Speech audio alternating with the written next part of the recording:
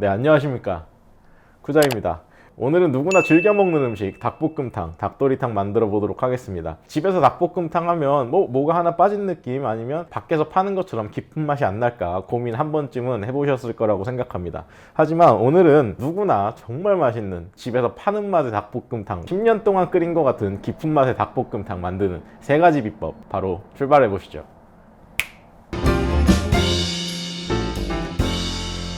우선 첫 번째로 닭 손질을 해볼게요. 우리가 집에서 보통 닭볶음탕을 할 때 정육점에 가서 닭 주세요 하면 12호다 이렇게 좀 큰 닭을 줘요. 네, 여기서 말하는 12호는 1200g, 그냥 그람 수를 뜻합니다. 7호는 700g, 8호는 800g, 10호는 1000g 이런 식으로. 아무튼 돌아와서 닭볶음탕 할 거예요 라고 하면 다 잘라서 손질해서 봉투에 포장해 주실 거예요. 하지만 저는 오늘 이렇게 좀 통닭을 사왔어요. 통닭. 집에서 닭볶음탕을 하실 땐 저는 개인적으로 조금 더 작은 닭을 추천드립니다. 왜냐면 큰 닭을 집에서 간단하게 빠른 시간 내에 만들 때 큰 닭 안쪽까지 맛을 깊게 배기가 조금 더 어렵거든요. 네, 그래서 집에서 닭볶음탕을 할 때는 상대적으로 이렇게 좀 작은 호수의 닭들이 조금 더 유리한 것 같아요. 손질되어 있는 닭을 사오면 엄청 편할 텐데 저는 오늘 이렇게 통닭을 사와가지고 손질을 해봐야 될 것 같아요.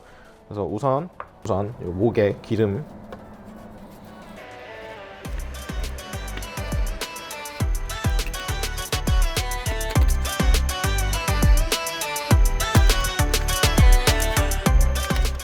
물에 한번 헹궈서 불순물들을 제거하고 이렇게 체에 받쳐서 물기를 제거해 줍니다. 여기서 우리의 닭볶음탕의 맛을 내는 첫 번째 비법, 시즈닝입니다.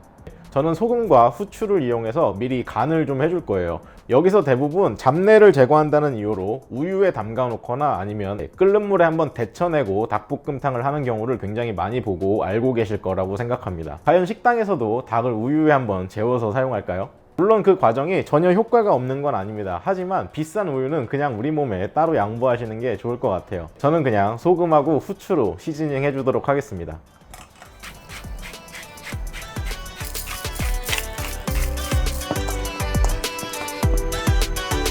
네, 이렇게 소금하고 후추로 간을 맞춰주시고요.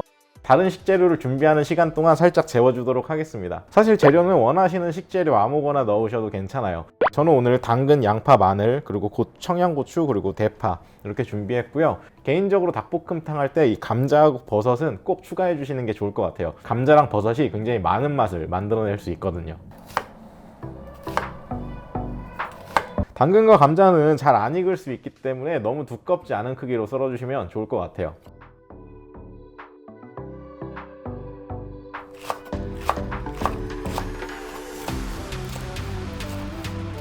버섯은 이 지저분한 밑둥만 따주시면 좋을 것 같습니다. 네, 다음은 마늘. 마늘은 뭐 언제나 그랬듯이 그냥 빻아주시면 좋을 것 같아요. 마늘은 양념장에 들어갈 거니까 따로 이렇게 보울에 담아주도록 하겠습니다. 네, 이렇게 재료 손질 끝났고요. 이제 양념 소스 만들어 보도록 하겠습니다. 네, 양념장은 이렇게 다진 마늘을 준비한 보울에 여기 추가해서 만들어 보도록 하겠습니다. 네, 참기름을 1테이블스푼. 네, 그 다음 여기에 감칠맛을 더해줄 굴소스 하나. 그 다음 설탕을 1테이블스푼 저는 넣을 건데요. 만약에 양파를 하나 다 쓰시거나 단맛을 좀 싫어하시는 분들은 설탕은 패스해 주셔도 좋을 것 같아요. 저는 오늘 설탕은 반 테이블스푼 정도만 사용하도록 하겠습니다. 네, 그 다음 고추장도 1테이블스푼 정도만 넣어줄 겁니다. 고추장을 너무 많이 넣으시면 텁텁한 맛이 강해질 수 있어요.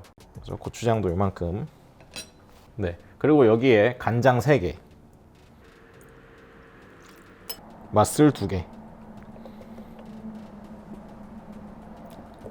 그 다음 이 양념장에서 제일 중요한 건 고춧가루예요. 고춧가루의 맵기와 색이 닭볶음탕이 완성됐을 때 맵기와 색에 많은 영향을 주니까 그냥 취향껏 적당하게 넣어주시면 좋을 것 같습니다. 하지만 고춧가루는 조금 넉넉하게 들어가는 게 좋아요. 고춧가루도 3테이블스푼 사용할 겁니다. 하나,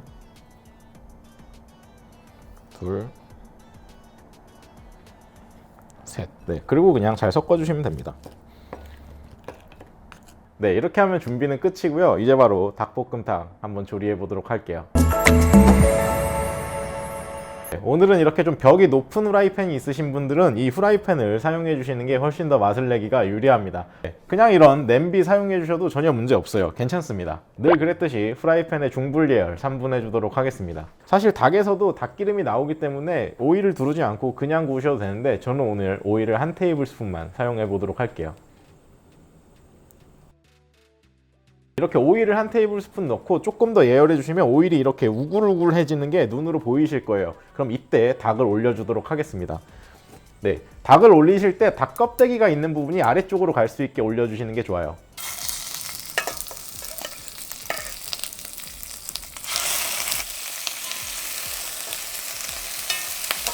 현재 불은 계속 중불인 상태고요. 닭을 앞뒤로 약간 노릇노릇해질 때까지 살짝 구워줄 겁니다. 이렇게 닭을 넣고 앞뒤로 살짝 구워주시다가 노릇노릇한 색깔이 올라오면 그때 여기다가 당근과 감자도 같이 볶아줄게요. 그리고 닭이 구워지면서 팬에 살짝, 아주 살짝씩 눌어붙는 건 전혀 신경 쓰실 필요 없습니다. 그 퐁드가 엄청나게 맛있는 맛을 만들어낼 거예요. 감자와 당근을 넣고 아주 살짝만 볶아주신 다음에 바로 여기다가 준비해둔 양념장을 다 부어주도록 할게요.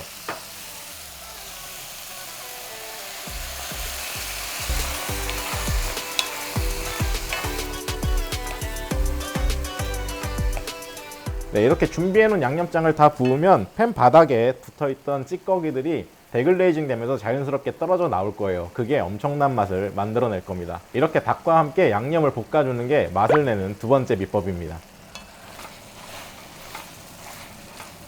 이 과정까지 계속해서 불은 중불에서 움직이지 않았어요. 이렇게 육안으로 보셨을 때 양념에서 수분이 날아가고 약간 끈적끈적한 양념, 끈적끈적한 소스가 될 때까지 볶아주시면 좋을 것 같아요. 약간 이런 느낌. 이렇게 소스가 완성되면 이때 불을 강불로 올려주고 물을 닭이 잠길 만큼 넣어주도록 하겠습니다. 양념이 아까우니까 물의 양은 그렇게 중요하지 않아요. 그냥 닭이 잠길 만큼 많이 넣어주셔도 괜찮습니다. 그리고 여기에 청양고추.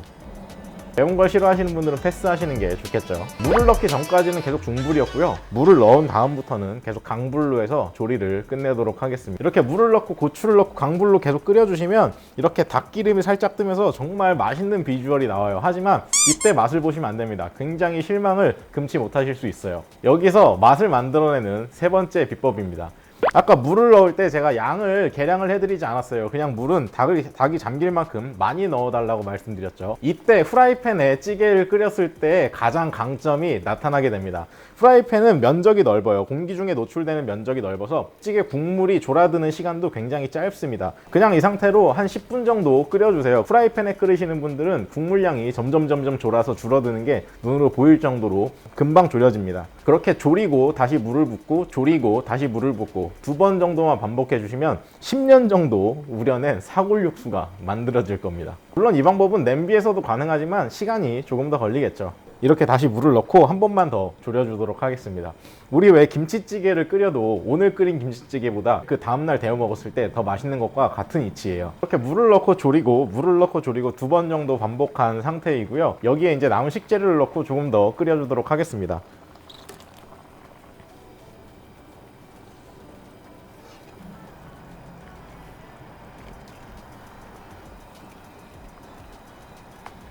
네, 그리고 지금부터 드셔보시면서 간을 맞춰주시면 돼요.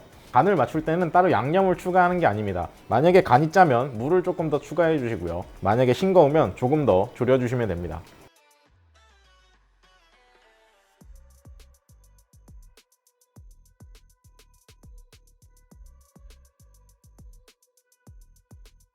네, 이렇게 오늘은 닭볶음탕, 닭도리탕 만들어 봤고요. 만약에 오늘 제가 알려드린 방법대로 똑같이 따라했는데도 불구하고 맛이 없다, 무조건 찾아오십시오. 제가 어떻게든 AS 해드리도록 하겠습니다. 네, 이렇게 끓이시면 절대 실패할 수가 없어요. 이상 푸자였고요. 왜 이렇게 오랜만에 요리 영상을 올리는 것 같은 느낌이 드는지 잘 모르겠어요. 아무튼 저는 더욱더 맛있는 레시피와 건강한 정보로 인사드리도록 하겠습니다. 감사합니다. 푸자였습니다.